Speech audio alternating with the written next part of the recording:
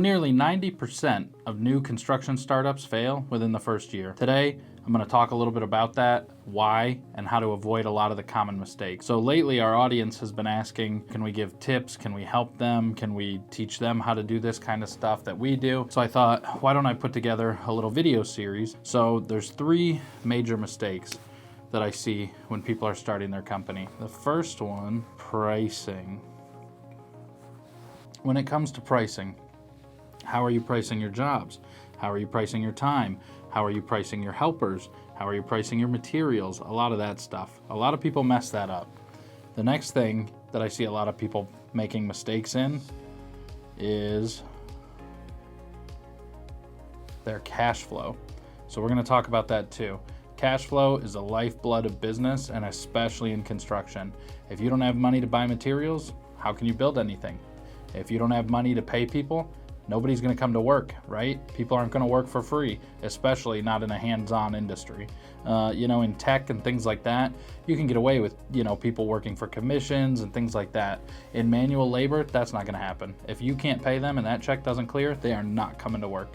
The third thing that I see people messing up is they don't know how to get customers, right? So we're going to put marketing. So if you cannot get customers, you cannot get cash. Again, if you don't have cash, you don't have a business. But more importantly, if you don't have customers, you don't have anything to do. So the first one, pricing. Let's talk about that a little bit. Let's say you're just starting, you're just by yourself. You are doing your own estimates. You're doing your own bookkeeping, your own admin, and you're doing your own repairs. So pricing is a big factor here. The very first thing we want to talk about is your dollars per hour. How much money do you want to make, right? If you're starting out, maybe you think, I want to make $50 an hour. So let's do that, $50 an hour. Now, let's say somebody calls me and they want me to replace a toilet. And I know that it takes me 2 hours to replace a toilet. That means I'm gonna need $100 in labor just to do it, right? The other thing you need to think about though, where I see a lot of people getting stuck, is there's gonna be shopping involved in this. You most likely don't have a toilet sitting in the back of your truck. So you might have 30 minutes to Home Depot, and then you might have 30 minutes back to the job.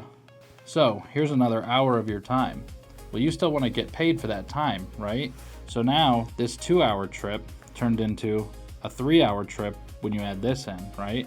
So now you're gonna need $150 in labor to do the job. Now, the next thing you're gonna have to look at is what toilet do they want? If you just bid one price for all toilets everywhere, that's going to be a problem. The cheapest toilet that you can buy is about $79. Then, if you're going really fancy with a bidet, or you're getting a gold toilet, which we've seen at a local property here, a very wealthy guy wanted a golden toilet. I mean, you could spend $2,000 on a super nice luxury custom whatever toilet, right? So you need to know what your client wants. Most people are going to want something in the middle. About a $99 dual flush toilet is pretty standard. So you figure, okay, I've got $150 in labor, right? I've got, let's round it up to $100 in material. So now I've got $250 to do this job. What did we forget here? There's going to be time involved in getting that client. How do you even know somebody wants you to do all this? You had to talk to somebody. How long did that take? How long then did it take you to translate all this to paper and write the estimate, right? Only you can fill in your numbers for that. And if you get really good, you'll have systems for all that. We'll talk about that in a future video. But this takes time, right? So say it takes you another, half hour to do the prospecting, the lead gen, whatever you want to call it, to get the customer. Then say it takes you another half hour to do the billing and the follow-up and receiving the payment, all that when you're done. What'd we do? We just added another hour. What is another hour? Another $50. Now we're up to 4 hours, which means this needs to become $200. So you're gonna add another $50 here. You're $300 into replacing this toilet. Now here's the kicker. If you're doing it by yourself and you're making $50 an hour, that's probably a pretty good rate. What happens when you start growing? What happens when you have an admin? What happens when you have somebody doing the billing for you? You need to factor their time in. So I would say you need to add something to this for profit and overhead. But right now, let's stick with just you being the guy. If you're the guy, you're making 50 bucks an hour, you're putting in a $100 toilet, and it's taking you 4 hours, that's a pretty good day, right? You can crank out 2 of those a day. So let's go times 2, assuming you're gonna work 8 hours. That's a $600 day, right? Now, if you take that $600, you're gonna take that $600, you're gonna subtract $200 for the toilets, right? Which leaves you $400, $50 an hour. Good job. $50 an hour is a pretty good rate in this day and age, especially for a handyman or a startup. Now, if you get really good, you get really efficient. For ourselves, we price ourselves quite a bit higher than $50 an hour. Obviously, we've got a full operation with trucks, admins, company, expenses, insurances, licenses, all these things. But if you can start out at $50 an hour and you can get pretty good at this, you're gonna have a ton of people start calling you for things. Then you can say, now I want 75 an hour, right? Say you get to the point where you have too many people and you can't keep up with these jobs. Now you can go to $100 an hour, and less people are gonna call you, but you'll be making more profit on each job. So at the end of the day, let's say even at $50 an hour, if you were able to work at this pace for a week, you're making $400 a day, 4, 8, 12, 16, 20. That's $2,000 a week. Obviously, that's before taxes and everything else, right? But if you can consistently do a $2,000 week every week, that's $8,000 a month. That's $100,000 a year. Pretty quickly, you can see how this can become a lucrative thing if you have even a basic understanding of construction, which is why a lot of people get into it. But a lot of people don't add in how long it took them to prospect, how long it took them to do the billing. A lot of people don't add in, well, it took me an hour to go to Home Depot and then back to the job site. So if we didn't get paid for these 2 hours, that just went down, right? So now if you're losing $100 on both of these, you start to go pretty low, right? Now, if you're making $30 an hour, you may be able to just go find a job somewhere where you're not responsible for any of this stuff, and you can make $30, $35 an hour just showing up and doing the job. So that's why a lot of people make mistakes on pricing, but you need to be confident in your pricing, and you need to know how to do it correctly and factor a lot of these things in. If you want, we could do a deeper dive on pricing and how to scale this out when you actually have an admin, or you actually have a helper, or you have a second guy in a second truck. As we get further into this series, we could go over some more advanced topics if that's, something you guys are interested in. So it's time for a quick lunch break. We've got Factor sponsoring us. Now, one thing I really like about Factor is it's better than going out and grabbing a burger or something, not that great for lunch. Instead, you're getting some of their good meals. You can see here we've got truffle butter filet. The other thing I like about this is it's super easy, right? You just pop that, stick it in the microwave, and then we'll get to eat. So one of the great things about Factor is you can switch out any of your proteins. So personally, I don't really eat pork, but if I want to get a menu item that has pork in it, I can swap that pork for chicken or beef. On top of that, they just added fish and seafood to their options. So if you like shrimp or salmon, you can get that too at no additional cost. Another great thing about Factor is they just added 80 new meals to their rotation, which means you're not gonna get the same sweet potatoes and chicken every single day. You've got 80 different things: beef, pork, chicken, seafood, shrimp, all these different recipes with a bunch of different sides, and you can take your pick. And then you can set up what you want for the week and they'll deliver it straight to you. So you don't even have to worry about going to get anything. It's brought straight to your house. It could not be easier. Something about this is you can't smell it, but I can. This thing is filling up the office and it smells great. Check that out. That's not just some bland diet food. That looks like a pretty good steak in there. That's a good carrot. You guys are gonna like this. That took all of a few minutes to cook. You can't beat that. That's faster than going to a restaurant or a drive-thru. If you guys want to check out Factor, get some of their awesome meals, click the link below. You'll get a coupon code and some free stuff on us. So give it a try. Cash flow. So what does cash flow mean? If you got $100 coming in and you need to spend $75 income, cost, let's call this profit. If you need to spend $75 of that $100 to get the job done, you've got $25 in profit left. Now, a common mistake we'll see people do is, number one, like we just talked about, cash flow can be a huge problem, especially if you get to the point where you're doing more than one job at a time. So let's say that I underbid, a siding job. So let's say the siding job was $10,000, but I didn't know that because I wasn't good at my pricing, which we just discussed earlier. And let's say I bid $7,000, right? Well, typically in construction, you'll get some form of either a 50% down payment, or you'll get a 30%, 30%, 30% with a 10% final. That's typically how we do it. But you can see that you're never going to get the full number up front, right? So let's say it should have been $10,000. That's what the job should have been, but you didn't know your pricing, so you bid it at $7,000.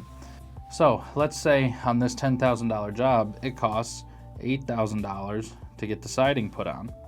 Let's say on this $7,000 job, remember it's the same job but a different budget, it's still going to cost $8,000 to get that siding put on. So what's going to happen in this scenario?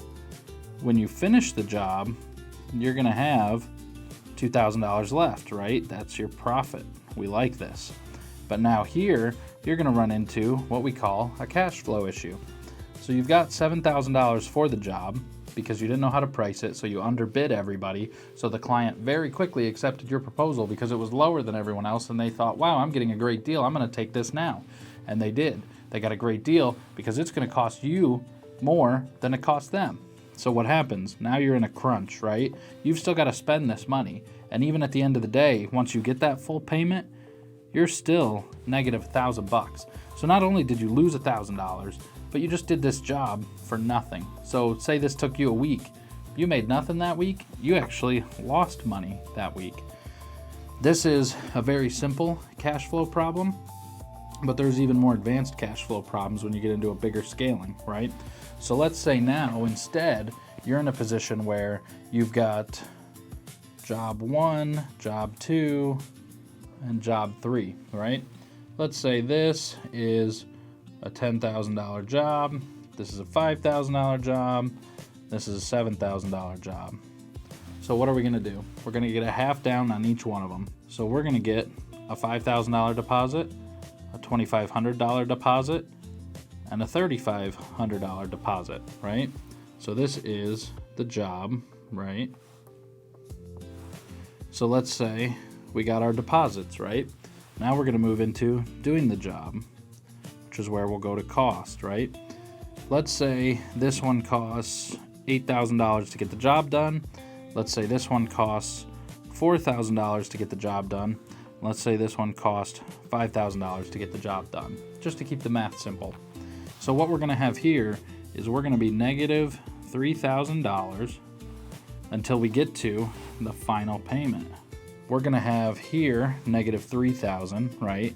Here we're going to have negative $1,500, and here we're going to have negative $1,500. So we've got a total negative balance of $6,000, right? Now typically you're going to finish your job and then you'll get your other payment, right? So you're going to get your $5,000 here, you're going to get your $2,500 here, you're going to get your $3,500 here. We're going to add that up. That's going to be $5, $6, $7, $8, $9, $10, $11,000 minus your $6,000. For those 3 jobs this week, assuming you add job 1 and accrue, job 2 and accrue, job 3 and accrue, you just made $5,000 at the end of the week. Now, where's the cash flow problem? Well, let's say you took all this money in deposit and you picked up a job 4 and you didn't get a deposit, but you were not on top of your cash flow and you weren't watching things. Now, all of a sudden, you've spent some of this deposit money starting job number 4 before you got a deposit. That's something that happens pretty common to people. The other thing that happens, again, you underbid this. It cost you more than you took in. You didn't have any float. Now, at the end, when you get this payment, you're just making your money back. You're not making any profit. So you can see this is a very dumbed down version, but one job, if you underbid it, you can kill your cash flow. Now let's say you underbid one job. Let's say the second job, the cost goes up, right? Unforeseen expenses, maybe somebody gets hurt. Maybe one of your guys messed up some of the material, you had to buy more stuff. a ton of things can happen. If you're not on top of your cash flow, it's very easy for this $5,000 in profit to become a negative number, because let's say you messed up this job and now they don't want to pay you for it. So you're not getting that $3,500. Well, let's say someone got hurt here and this job was supposed to be done this week and it's not done till next week. Well, now you're not getting that $2,500.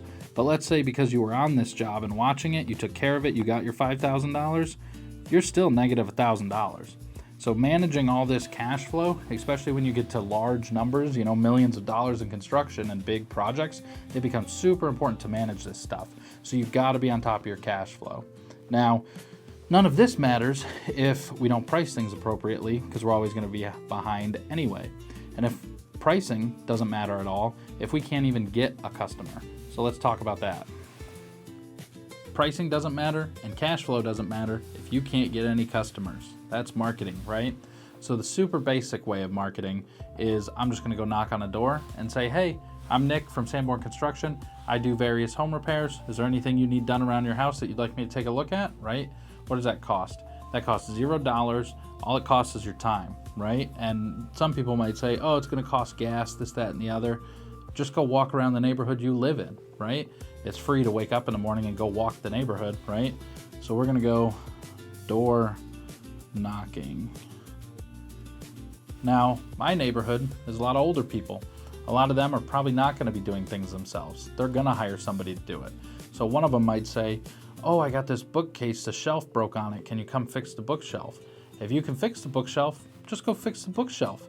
If it takes 2 hours, you just made $100, right? Just tell them, hey, I think this is going to take me 2 hours. I charge $50 an hour. I'm going to need $100 for this. They're going to say, yeah, no problem, $100, just fix the bookcase. Boom. That's a form of marketing. You went around, you found a job, you put effort into it, right? Now, if you get really good at door knocking, you can eventually case a whole neighborhood in a day or two, and then you can line yourself up a lot of jobs and schedule that out. We can talk about that in a later video. But what else do we have? We have, if you want to spend a few dollars, right?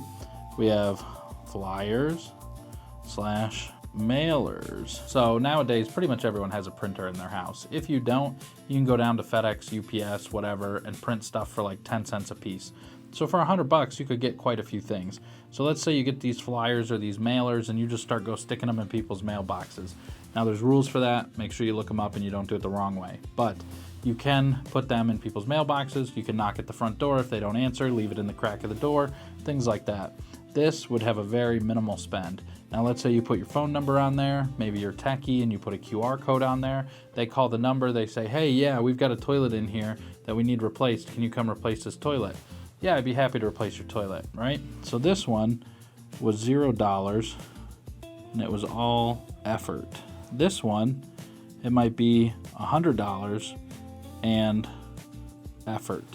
Now, if you get to the point where you're really scaling and you're really growing, you have a marketing spend or an ad spend. And this is where you're going to spend a lot of money, but you're not going to put hardly any effort into it, right? So let's say this costs you $1,000 to run local ads on Facebook, on Google, on YouTube, on whatever you want, right? Let's say you run your ad spend, but it's 0 effort. And this is when people are going to start calling you. Hey, we noticed you do this. Hey, we noticed you do this. Hey, we noticed you do this. You got to figure out what works best for you. Now, for us personally, we have 0 ad spend because we're really good at the effort things and we're really good at organic.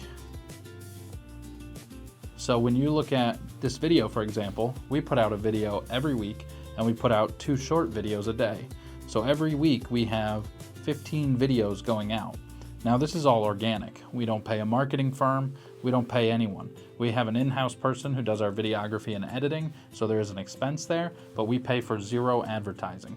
When you get to the level where you can afford to carry a salary like that, then it's all organic, which means you have $0 in ad spend other than what you pay the person to create the content.